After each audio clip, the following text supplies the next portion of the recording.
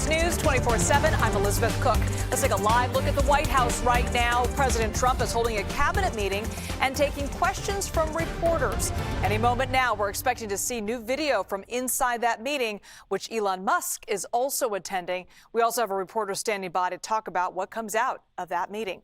But first, within the hour, a panel of federal judges will hear an appeal from the Trump administration in a battle over deportation policies and the right to due process. Now, deportation flights to Venezuela started up again this weekend, with the White House claiming that they are booting gang members from this country. But now an appeals court will review President Trump's use of the Alien Enemies Act to fast-track deportations without due process. The White House launched an appeal after federal judge James Boasberg issued a restraining order halting the use of that wartime law. President Trump continues to blast Judge Boasberg on social media. Meanwhile, Trump posted this weekend that he should be disbarred and compared him to the judge who presided over his New York fraud trial. Now, at the same time, Attorney General Pam Bondi says the case could go all the way to the U.S. Supreme Court. This is an out-of-control judge, a federal judge trying to control our entire foreign policy, and he cannot do it. Okay, let's bring in former Deputy Assistant Attorney General Tom Dupree. Tom, thank you so much for spending the time with us. So what are you going to be looking for at today's hearing? What should we be watching for? Oh, there's going to be a lot going on today and a lot to keep our eye on. I think probably the most important thing is simply to get a read on the three judges, the appeals judges who will be hearing the arguments today, as to whether or not they do agree with the Attorney General that Judge Boasberg has basically gotten too far out on his skis here, whether or not he is exercising judicial authority in kind of too aggressive a way, and whether or not they agree that the president has what he views as basically unfettered authority to remove these individuals from the United States without a hearing. So, Tom, what happens next if the court sides with the White House and then blocks Boasberg's ruling? Well, for one thing, I suspect that the challengers would try to get that case up into the Supreme Court. But in the meantime, it would give the president the authority to remove individuals, basically without limitation, under the Alien Enemies Act. That's the legal issue at the heart of this dispute concerning the president's constitutional authority to remove these individuals with a minimum of due process. Now, the president has said he wants to have Judge Boasberg removed from the case entirely. Is that even possible? I mean, last week, 6 days ago, Chief Justice John Roberts said he rejects calls to impeach judges. Who's going to win this back and forth here? I think it's possible he gets removed, but I would say exceedingly unlikely in my book. Judge Boasberg is the chief judge of the United States District Court for the District of Columbia. I think that the judges that sit above him on the appeals court, by and large, view him as a straight shooter, as a rational actor. I haven't seen any evidence that suggests to me that these judges would be inclined to take Boasberg off the case. Whether or not they agree with his legal analysis is a different question. But as far as whether they're poised to knock him out of this case entirely, I really don't see that happening. So looking kind of at this broader picture of this case here, Tom, is this going to test the White House's relationship with the Supreme Court, do you think? It's going to be an early indicator of whether or not the Supreme Court, number one, wants to actually get involved in a lot of this. The Supreme Court doesn't have to hear every case that's offered up to it. So that will be one indicator. Do they even want to get involved here? And then if they do, the second question is whether or not they share President Trump's understanding of his constitutional powers as president. That is an issue that's going to be coming up again and again over the next 4 years. And this would be an early signal as to whether or not the justices of the United States Supreme Court share President Trump's broad understanding of his constitutional authority. All right, it'll be very interesting to see what happens with this one. Former Deputy Assistant Attorney General Tom Dupree, thank you so much, Tom, for being with us. Thanks, Liz. To New York now, where Columbia University faculty members and their supporters are blasting university leadership for agreeing to demands from the White House to restore millions in federal grants. They held a press conference earlier today demanding that the university fight for them instead. We're demanding that you do your duty. You must defend your students.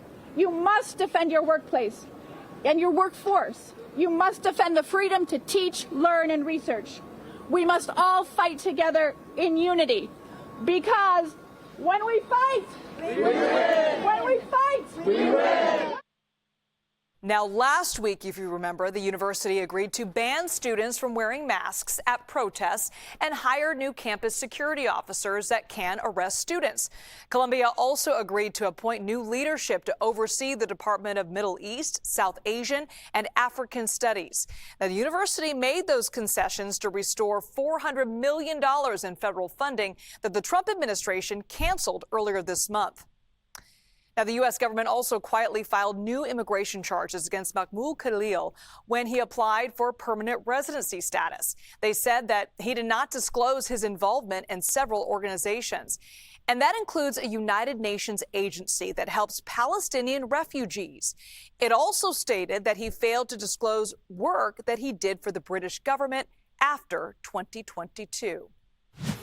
Right now, President Trump answering questions at a cabinet meeting, and Elon Musk is in the room. On the agenda today, spending cuts, business deals, and much more. So let's bring in CBS News White House reporter Willie James Inman. Willie, great to be with you. What are you hearing about so far in that meeting?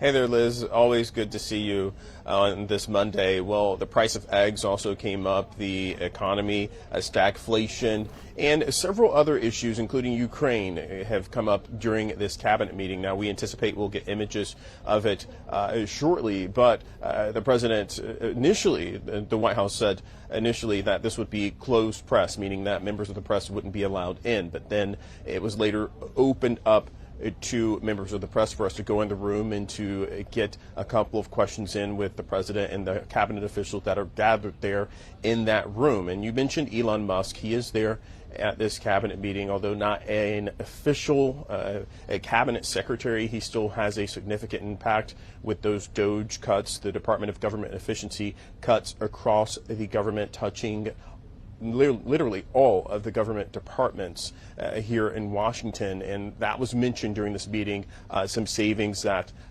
DOGE has really been able to get a hold of and deliver since President Trump put Elon Musk in charge of that cost-saving plan, Liz. You know, earlier in this show, Willie, we talked about how the president wants Judge Bozeman to be disbarred over his stance on the deportation of Venezuelan migrants. Some say the president is at war with the judiciary. What are you hearing there in Washington? Yeah, well, especially when you look at his social media post, as you mentioned, the president calling this judge who is overseeing this case involving the deportation of Venezuelan migrants that the U.S. government says are gang members. And the administration is pushing back on that, saying that the judge does not have the authority to essentially call the shots here because the president is using the Alien Enemies Act. That's a decades or hundreds of years old law that essentially calls for the removal of people who are essentially acting on the behalf of an enemy that the United States is at war with. Now, the National Security Advisor, Mike Walls, he indicated on Face the Nation that these gang members are somehow connected to the Venezuelan government there, and that is the reason why that they're being removed. But the judge pushing back, of course, on that, as you mentioned there in the previous interview before you came to me, saying that these migrants are allowed due process before they're deported, though, Liz. But President Trump has been on social media, not just early this morning, but over the weekend, blasting these judges who have really put a stop to a lot of the executive actions that the president has taken thus far at the early part of his term. Willie, I want to pivot for a moment and talk about Greenland. Second Lady Usha Vance made this announcement today on social media. Let's take a look at that. Hello. I'm so excited to share that I'll be visiting Kalaalleq, Greenland, next weekend. I'm also coming to celebrate the long history of mutual respect and cooperation between our nations, and to express hope that our relationship will only grow stronger in the coming years. I look forward to meeting many of you soon, and to learning from you about your beautiful land, culture, and traditions. See you soon. Now, Willie, sources tell CBS News National Security Advisor Mike Walls will lead a team of White House officials to Greenland this week. So what's the significance of these visits in light of the Trump administration's talk of taking over Greenland? Yeah, it really is significant, and Walls is expected to travel there along with the Secretary of Energy to visit a U.S. military base, but to also take part in some cultural events. The Second Lady will also take part in some cultural events as well. But the writing in between the lines here is why the U.S. is interested in a place like Greenland is because of the natural resources there, the strategic location, of course, with it being essentially part of the Arctic Circle. The U.S. is very interested in this piece of land for those strategic reasons. But the Danish government and Greenland, which is administers itself but is oversaw by the government of Denmark, says that they're not for sale, that they don't want to become part of America, even though President Trump has pushed for Greenland to be part of the United States. And really, officials are already pushing back against these visits. But President Trump, in that cabinet meeting that we mentioned that's still ongoing at last check, he says, when he was asked about Greenland, he says that they called the administration and that the delegations had been invited. And he then went on to say that he couldn't name who was offering those invitations, but he said Secretary of State Marco Rubio would be going to the territory soon as well, Liz. All right. And before you go, Willie, I got to ask you about this. Trump is set to appear with Louisiana Governor Jeff Landry for a big economic announcement in that state. What have you learned about this? Yeah, this would be an announcement for a steel manufacturing plant by Hyundai, which, of course, is a South Korean company, a multi-billion-dollar project that would deliver more than 5,000 jobs to Louisiana. That's the announcement that's set to happen later today. This, of course, comes ahead of those reciprocal tariffs in early April that the president has threatened on any country that has a tariff on this nation. So South Korea perhaps looking to sweeten the pot a little bit, sweeten the deal a little bit with this multi-billion-dollar announcement for the state of Louisiana, Liz. Willie, you've got a lot on your plate today to keep an eye on. Thank you so much for joining us.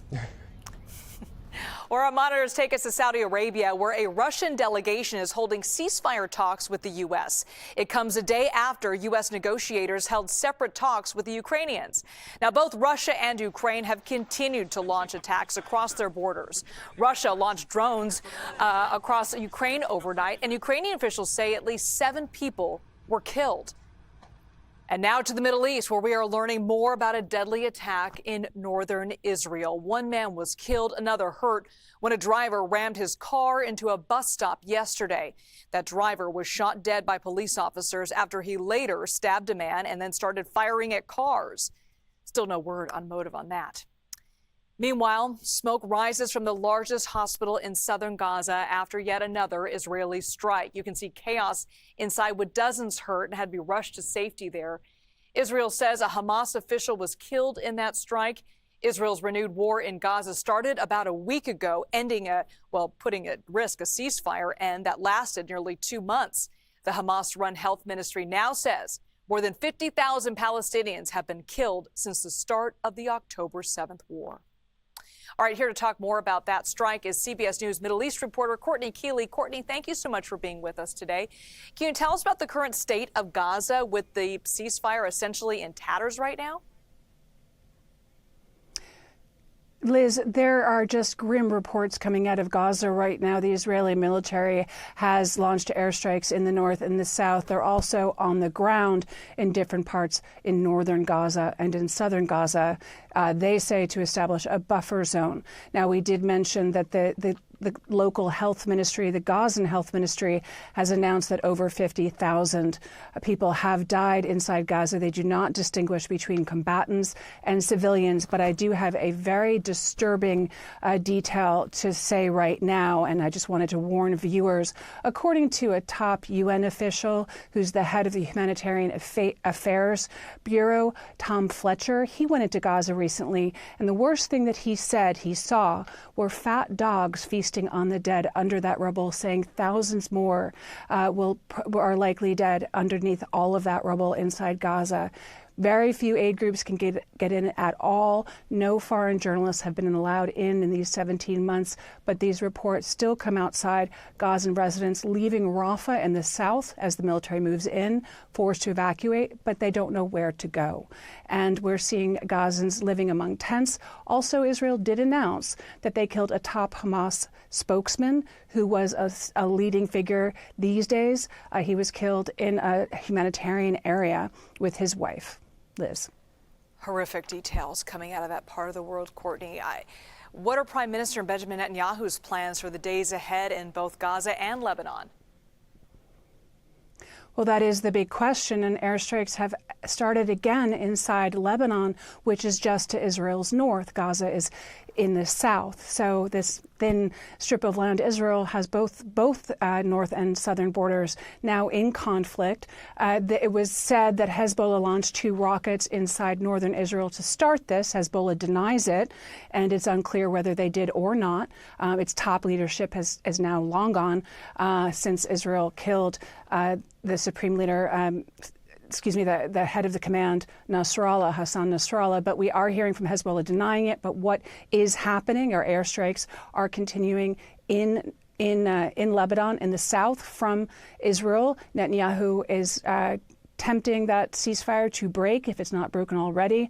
And as we said before, the ceasefire in the south with Hamas is in tatters. So 2 fronts that Netanyahu is contending with right now. And it's the first time since President Trump took office that both the north and the south of Israel are in conflict, and that Prime Minister Netanyahu is moving troops onto the ground inside Gaza.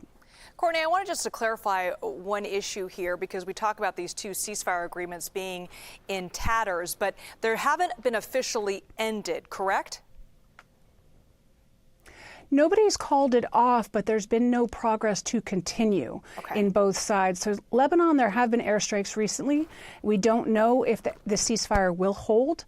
But in Gaza, it appears that there's no leverage from either side or no agreement, despite all of the conversations, including the U.S. has been involved in.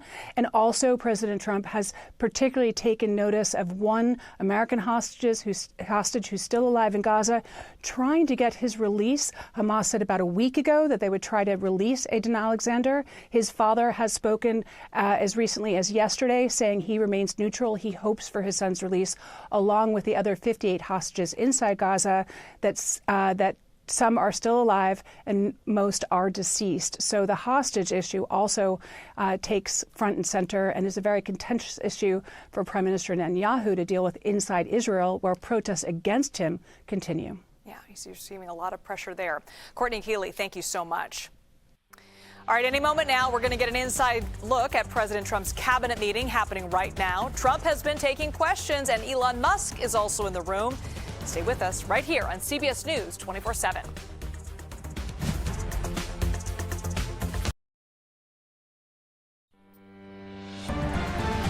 Police in New Mexico have arrested 4 people in a mass shooting that left 3 people dead and 15 others wounded.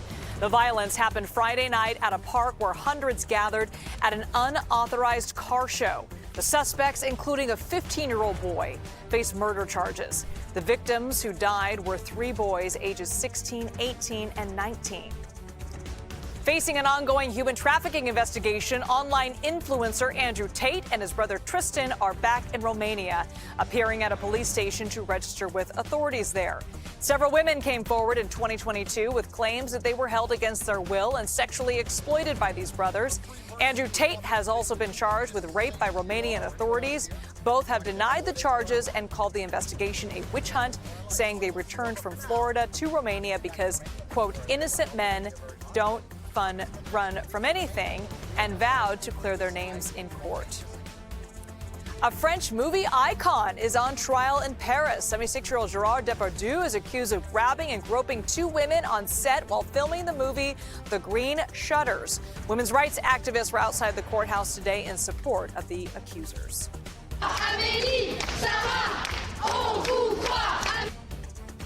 Prosecutors say 3 people saw the assault. Depardieu, star of more than 240 films, is denying these charges. He could face 5 years in jail and a $75,000 euro fine if convicted.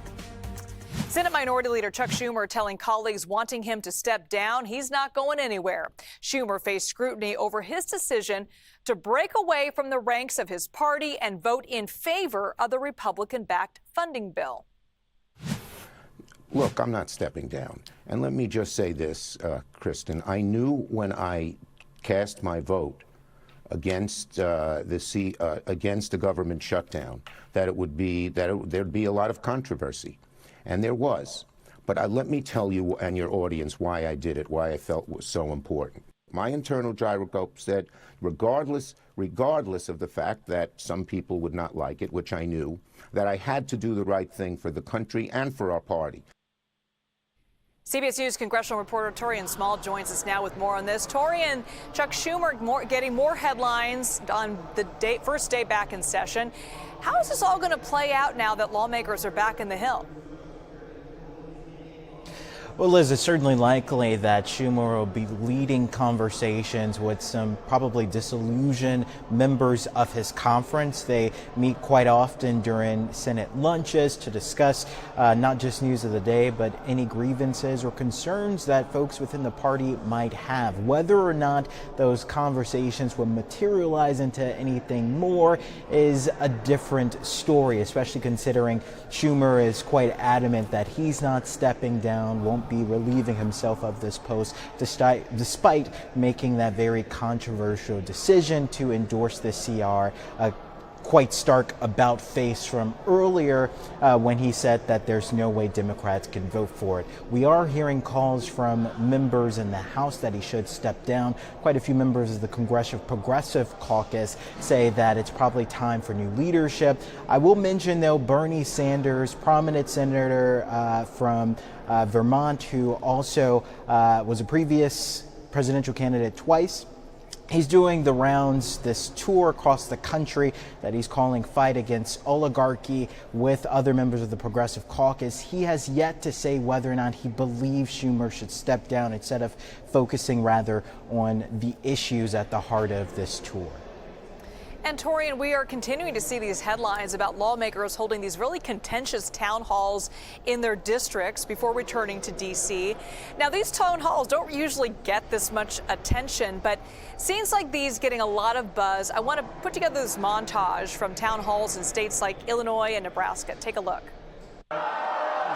Be disruptive. Ma'am, I'm not taking orders from you. Let's remain calm. So what are lawmakers planning to do to address the concerns of these constituents now that they're back in Washington? Well, what's interesting, Liz, about this, leadership, especially for Republicans, have encouraged members to stop holding these town halls. They have, without evidence, made the claim that there are Democrats infiltrating these town halls simply to disrupt and cause chaos, more so for the clicks and the headlines than actual substantive conversation.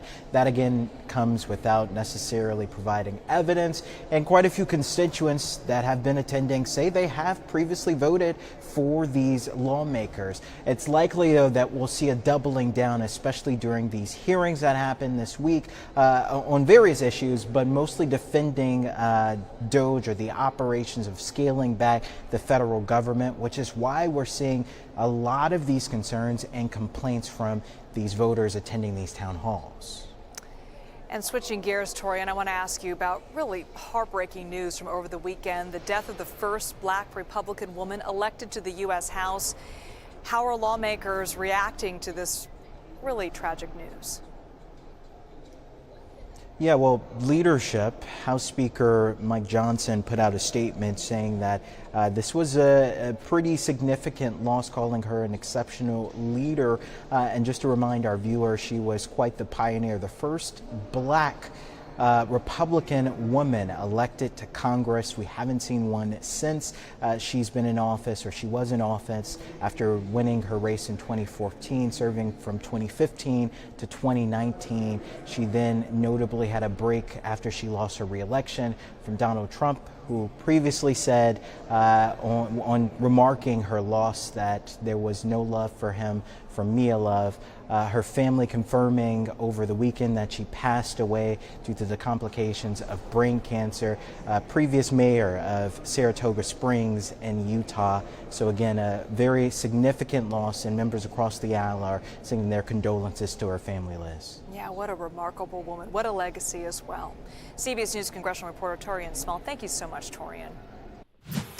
Well, multiple wildfires are burning in the Carolinas. North Carolina's Department of Public Safety is warning people could find themselves trapped, injured, or even killed if they don't get out in time. Meanwhile, South Carolina's governor declared an emergency in response to the growing wildfire in that state. So I want to bring in Jessica Birch to talk about the weather conditions that are just fueling these wildfires. Hopefully they're going to let out soon. Well, keep in mind, over the weekend, they were dealing with such strong wind, which is a huge key ingredient for wildfire conditions and red flag warning conditions, too. You also keep in mind it's very dry right now, but they have rain in the forecast today and tomorrow, so I'm going to dive into that right now. I'm going to pull up the map just below me, and as we head into the next couple of days, we're not seeing impressive amounts of rainfall by any means, but we're seeing something in the exact same states that are dealing with those wildfires. The Carolinas all the way up into Jersey. There's showers pushing offshore into the next 24 hours, continuing to move offshore into our Tuesday forecast while snow lingers up in the north. Taking a look behind me and timing this out, it's also impacting the south too. All the way down to the panhandle of Florida, we're seeing some severe and at least active weather stretched down into those regions. And just looking a little bit more north, that snow will continue to fall all throughout upstate New York, Maine, Vermont, and New Hampshire right in between too. And as we head a little bit more south, really what we want to fixate on is that marginal risk that our severe weather outlook is showing. That includes the panhandle of Florida right now, with scattered thunderstorms expected all the way up into the Carolinas. That could be a big concern, at least when it comes to those wildfires. But for the rest of us along that shoreline, anywhere up to around an inch of rain is expected, while as we move just a little bit more north, closer to areas like upstate New York and those states like I mentioned previously, we could see anywhere up to around 7 inches of snow. So to go back to what Liz and I were just talking about, of course, those wildfire conditions were really evident throughout this past weekend with dry conditions and with very strong winds, but that does look like it's starting to change as we head into the coming days. Back to you. Jess, thank you. All right, we have an update on a wildfire in New Jersey's Wharton State Forest that is now fully contained, but it burned more than 2,300 acres. Firefighters were able to get a handle on the blaze before it spread to homes. DNA testing site 23andMe goes belly up, and now there is concern that the data of millions of customers could be at risk. You're watching CBS News 24/7.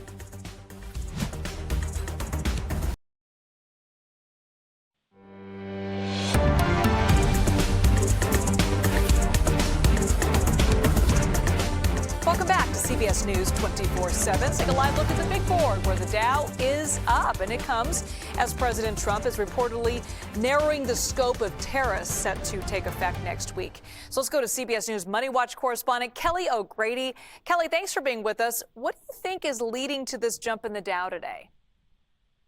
Well, Liz, I think it's just that we've gotten a little bit more certainty, a little more clarity than we had before. I mean, you and I have been talking for weeks on end that investors hate uncertainty, and that's why you saw so much of a roller coaster in the markets these past few weeks, where one day you had tariffs on one country, the next day they were off, the next day it was 50%. And so the fact that the president indicated on Friday, and then there's been more reporting over the weekend, that there can be some flexibility in this looming April 2nd deadline, Liberation Day as he's been calling it, that you might see less of an impact on the automobile industry, less of an impact on goods coming from specific countries. Now, that being said, we know that anything can change momentarily. So certainly investors aren't breathing a huge sigh of relief, but there's a little bit more comfort in getting back into the market today.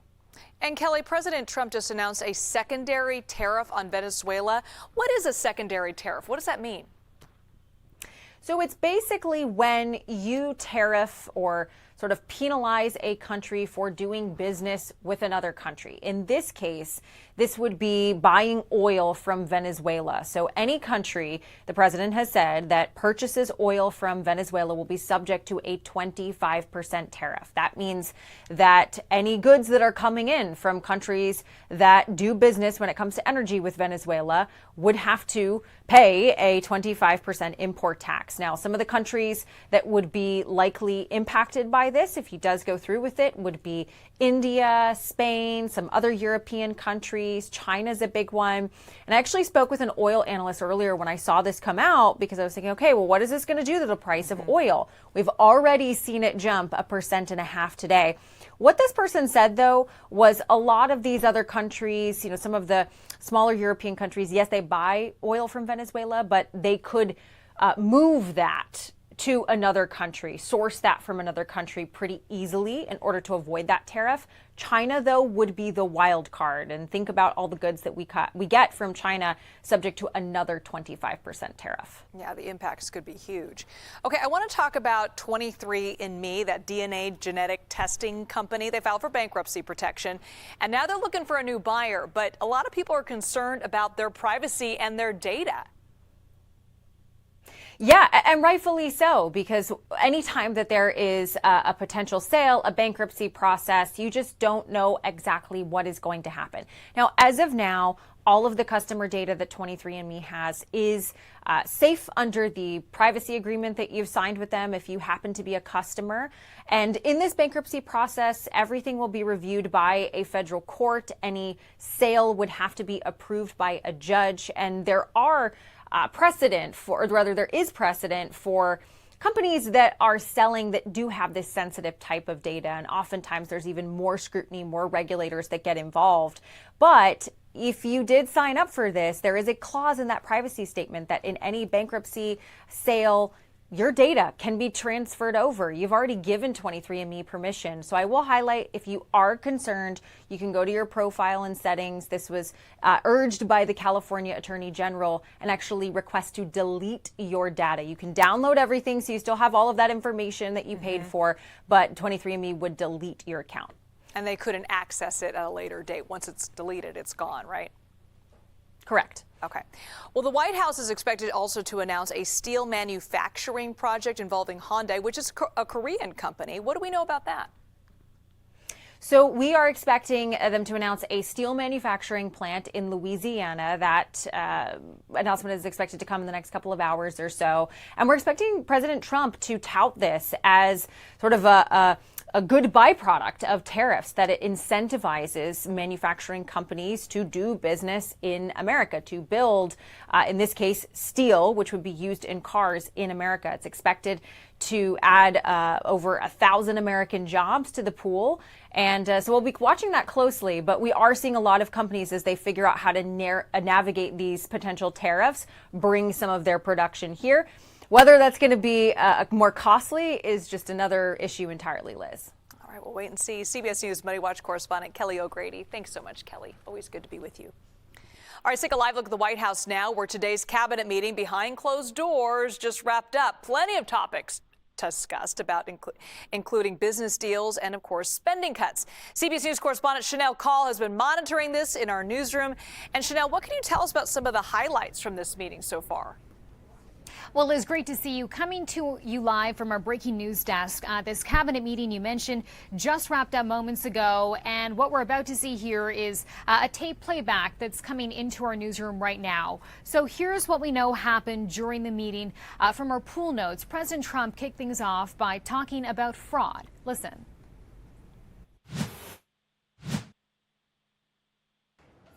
Having to do with cutting. We've done a lot of cutting, cutting from people, ideally the people that aren't doing the job. In many cases, people weren't attending jobs. In some cases, in many cases, people didn't exist. They had on the government rolls people that don't even exist. But of the ones that did exist, as you know, many didn't come to work. Many had no intention of coming to work. Many were paid and working someplace else. There were lots of bad scenarios, but they're being weeded out, and I think we're probably ahead of schedule on that. And to me, something that was just terrible is the contracts that we're finding, the fraudulent contracts that we're finding, where millions and millions of dollars, and even billions of dollars in some cases, were given out. And I think we'll start with that.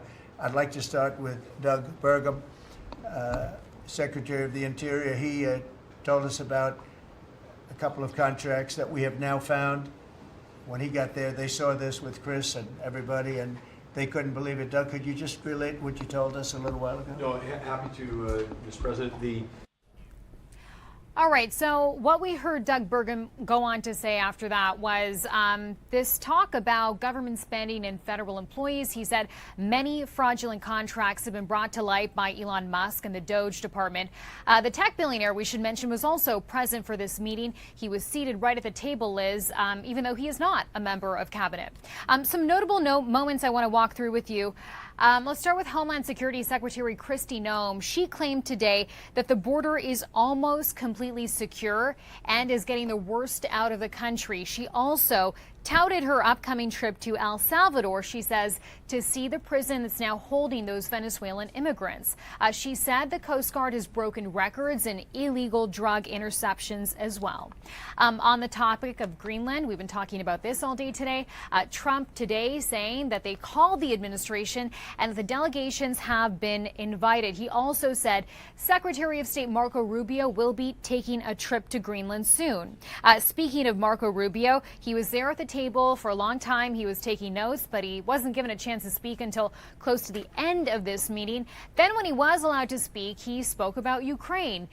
Liz, he praised the president, saying, quote, "You are the only leader in the planet who can bring the two sides together." But notably, he didn't offer any new details on a potential deal. At the end of the meeting, we also heard from Elon Musk. He said that Doge team members are now getting death threats. He also thanked them for their work. You'll remember, Liz, the last time that this cabinet meeting happened earlier this month, there was also this really heavy focus on Musk's effort to slash the size of government. Yes. And indeed he is. CBS News correspondent Chanel Call. Thank you so much, Chanel. Well, Pope Francis out of the hospital after surviving a long battle with pneumonia, but his recovery is not over yet. We are on the ground in Rome when we come back. You're watching CBS News 24/7. Sì, a tutti. E vedo questa signora. Pope Francis is resting at the Vatican for the first time since being hospitalized for double pneumonia more than a month ago. Yesterday, the 88-year-old seemed a bit weaker as he spoke from the balcony of his hospital room shortly before being discharged. Chris Livesay has more from Rome. Well, it was a long-awaited hello after what became the longest hospital stay in his papacy. Very well could have ended in goodbye. Pope Francis greeted the hundreds of people who had gathered outside of his hospital, saying thank you for all of the prayers that have been taking place for weeks behind me here in St. Peter's Square, people gathering on a nightly basis to pray the rosary. Now, he left the hospital in typical understated Pope Francis fashion in a low-key papal white Fiat. He also made a stop at one of his favorite churches on his way back to the Vatican, St. Mary Major, and now in the Vatican, where he spent his first night in more than 5 weeks in the hospital. It started off as a bad case of bronchitis and devolved into double pneumonia, very serious for anybody, let alone an 88-year-old man. In fact, we were told by his doctors that he nearly died on 2 separate occasions while he was in the hospital. But today he is back in the Vatican. His condition is stable, and he is finally back home. Back to you. That is good news. Thank you, Chris. Well, it is our Eye on America, CBS News' commitment to hear your stories in your communities. Now, there is growing concern about the impact of federal cuts on an agency that protects you from dangerous weather events. The National Oceanic and Atmospheric Administration tracks rain and flood risks, as well as fire danger. CBS News Bay Area's Kenny Choi shows us what's at stake.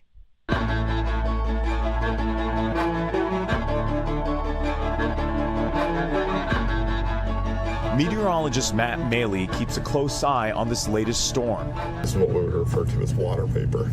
Relying on all the technology at the National Weather Center. That's a good way for us meteorologists to get a snapshot and kind of look at what's happening in the upper levels of the atmosphere, is basically how much moisture content we have. The NWS falls under the umbrella of the National Oceanic and Atmospheric Administration. Brian Garcia is one of 12 meteorologists at the Monterey Center, which sends out severe weather-related warnings, including tsunamis and flash floods, to the public and local government emergency management agencies. It's a 365, 24/7 operation. The information that comes out of this office allows communities to prepare ahead of time for those floods. It's not just forecasts and warnings they provide to 11 counties and some 8 million people. Incident meteorologists will deploy and work alongside first responders during massive wildfires, providing critical information. The Trump administration is directing staffing cuts to NOAA. Fired employees fought back against the cuts across the country. Former NOAA chief Rick Spinard says the workforce reduction is significant. There have been about 1,200 either early retirements through the deferred retirement program, plus about 600 or so terminations. The Trump administration is reportedly directing NOAA to lay off an additional 1,000 workers. In addition to the staffing cuts, DOGE announced it may terminate the leases of 19 NOAA offices across the country, including key buildings that generate vital weather forecasts and maintain radar operations. Many employees have been working in Monterey for decades. We're ingrained into this community and we're invested in this community. For meteorologists like Maley and Garcia, they're focused on their daily tasks, part of which is to provide critical information during severe weather. We relay that information to the incident management team. They come up with an action plan for the day, and then they kind of go and attack the fire and try to do what they can. It's a service they provide for public safety. Kenny Choi, CBS News, Monterey. There was extreme weather happening across the country, and hail so big it looked like baseballs were falling from the sky in one Texas town. Stay with us right here on CBS News 24/7.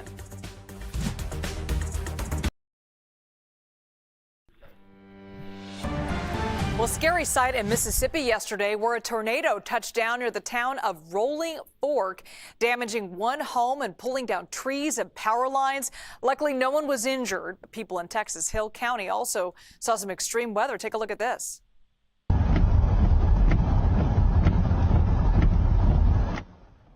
Yeah, hail as big as golf balls and baseballs pummeled the area in and around Kerrville. That's a town about 60 miles outside of San Antonio. A severe thunderstorm brought in the hail and those strong winds.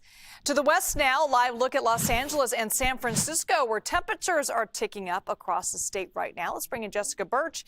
It seems a little early for it to be warming up, right? Oh, yeah, it's like fake summer. But the reality is this is only going to last for 2 days as this area of high pressure sits over the west coast. And then we'll get back to average right around the corner by Wednesday heading into Thursday. There's a lot of relief inside actually for our friends over in San Francisco and Los Angeles as a cold front approaches them right around the corner. But for the time being, I mean, we're gearing up for daytime highs, getting close to the triple digits all the way down into Phoenix. Yes, this is well above average for this time of year, but that area of high pressure is pretty much sitting exactly where I'm standing right now over Vegas, Los Angeles, stretching all the way up into places like Seattle, where daytime highs are expected to break records widespread throughout the West Coast as we head into the next couple days. Today alone, our potential high or record-breaking highs include areas like San Jose, sitting at 85 degrees. Phoenix, Arizona at 94. Imperial, California topping off at 97, and we're not done with this just yet. This system will move out slowly but surely later into this week, but it is bringing in that summer-like weather pattern for us widespread throughout these communities, with daytime highs about 15 degrees above average in areas close to Phoenix, Vegas, all the way over into San Francisco,